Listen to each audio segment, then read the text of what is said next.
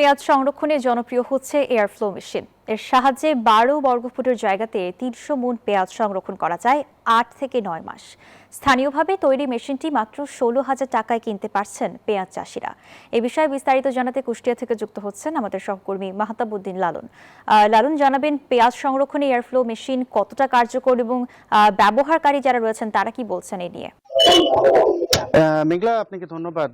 আমি পেঁয়াজ চাষি যারা এই মেশিনটি ব্যবহার করছেন তাদের সাথে কথা বলেছি। তারা বলছেন যে অত্যন্ত কার্যকর একটি মেশিন।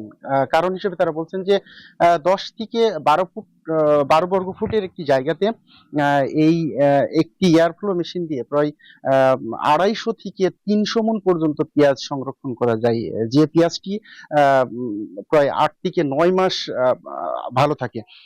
এতে কৃষকরা যে সুবিধা পেয়েছেন, তারা আহ, আগে যে আদিম বা প্রাচীন পদ্ধতিতে পেঁয়াজ সংরক্ষণ করতেন, তাতে পেঁয়াজ পচে যাওয়ার ঝুঁকি বেশি থাকতো, কৃষকরা ক্ষতিগ্রস্ত হতেন।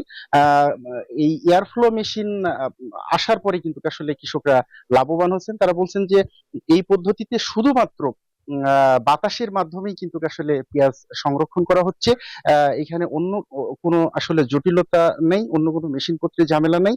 আহ, একটি মাত্র ফ্যানের মাধ্যমে একটি এয়ারফ্লো মেশিন দিয়ে কিন্তু ১০ থেকে ১২ বর্গ ফুটের একটি জায়গাতে প্রায় ২৫০ থেকে ৩০০ মণ পেঁয়াজ সংরক্ষণ করা যায়, এবং এটি অত্যন্ত সহজ এবং খুবই সাশ্রয়ী। আমি কৃষকদের সাথে কথা বলে জেনেছি, কৃষকরা বলছেন যে প্রাথমিকভাবে কিন্তু এই মেশিনগুলা কৃষি বিভাগ অর্থাৎ স্থানীয় কৃষি বিভাগের পক্ষ থেকে কিন্তু তাদেরকে আসলে সরবরাহ করা হয়েছে, এবং এটি একেবারেই বিনামূল্যে। একটি এয়ারফ্লো মেশিন স্থানীয়ভাবে যেহেতু তৈরি, দামও কিন্তু একেবারে হাতের নাগালে, ১৬-১৭ হাজার টাকার মধ্যে কিন্তু একটি মেশিন আসলে পাওয়া সম্ভব।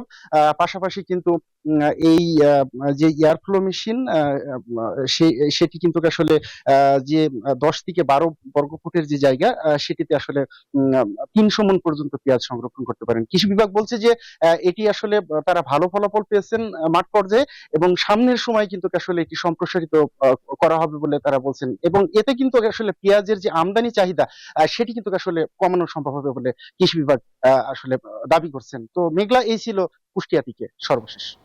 লালন, আপনাকে ধন্যবাদ।